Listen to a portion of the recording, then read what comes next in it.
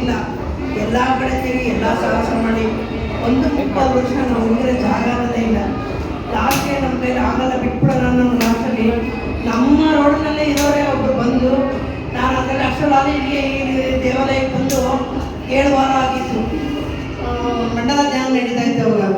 ಬಂದು 7 ವಾರ ನಾನು ಧ್ಯಾನ ಮಾಡಿ ಪೂಜೆಗೆ ಬಂದು ಹೋಗ್ತಾ ನನಗೆ ಯಾಕಪ್ಪ ಇದು ಆಗ್ತಾ ಇದೆ, ನಮಗೆ ಎಲ್ಲರಿಗೂ ಒಳ್ಳೇದಾಗ್ತಾ ಇದೆ ಅಂತ ಹೇಳ್ತಾ ಇದ್ದಾರಲ್ಲ, ನಮಗೂ ಏನಾದರೂ ಒಳ್ಳೇದಾಗ್ತಾ ಮಾಡ್ಕೊಡಪ್ಪ ನಿಮ್ಮ ಕಡೆಯಿಂದ ಅಂತ ಮನಸಲ್ಲೇ ಕೇಳ್ಕೊಂಡು, ನೀನು ಹೇಳ್ಕೊಳ್ಳೇ ಇಲ್ಲ, ಮನಸಲ್ಲೇ ಕೇಳ್ಕೊಂಡಿದೆ.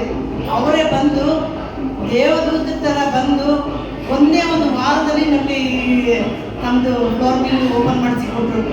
ಯಾರ ಕೈಲೂ ಆಗಿದ್ದ ಕೆಲಸ ನನಗೆ ಇಲ್ಲಿ ಬಂದಮೇಲೆ ಆಯಿತು.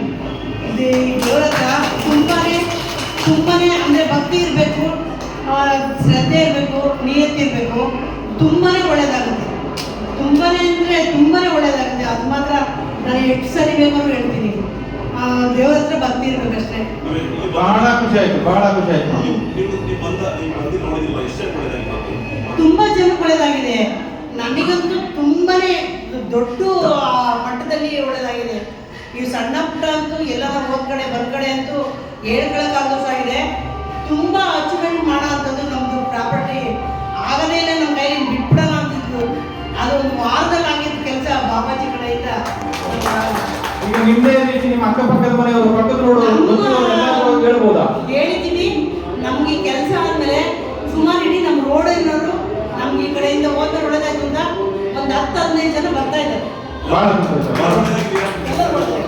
ಅಲ್ಲಿ ಬಂದೆ, ಅಲ್ಲಿಂದ ಬಂದ ಒಳ್ಳೆದಾಗಿದೆ. ಈಗ ನಿಮ್ಗೆ ಗೊತ್ತಿರುವಂತ ಅಕ್ಕಪಕ್ಕದ ಮನೆಯವರು ನಿಮ್ಮ ಜೊತೆಗೆ ಇರ್ಬೋದಾ ಇವಾಗ? ಇರ್ಬೋದು. ಅದರಲ್ಲಿ ಸುಳ್ಳೇ ಇಲ್ಲ. ನಾನು ಅದ್ರ ಬಗ್ಗೆ ಗ್ಯಾರಂಟಿ ಹೇಳ್ತೀನಿ. ಬಾಬಾಜಿ ಅವರು ನಂಬ್ತೀರಾ ನೀವು? ಬಾಬಾಜಿ ಅವ್ರು ನಂಬ್ತೀನಿ. ನನಗೆ ಒಂದು ವಾರ ಬರಲಿಲ್ಲ ಅಂದ್ರೆ ನನಗೆ ಮನಸ್ಸು ಸಮಾಧಾನ ಇರುತ್ತೆ. ಓಂ ಪ್ರಿಯ ಬಾಬಾಜಿ, ಒಳ್ಳೆದಾಗುತ್ತೆ.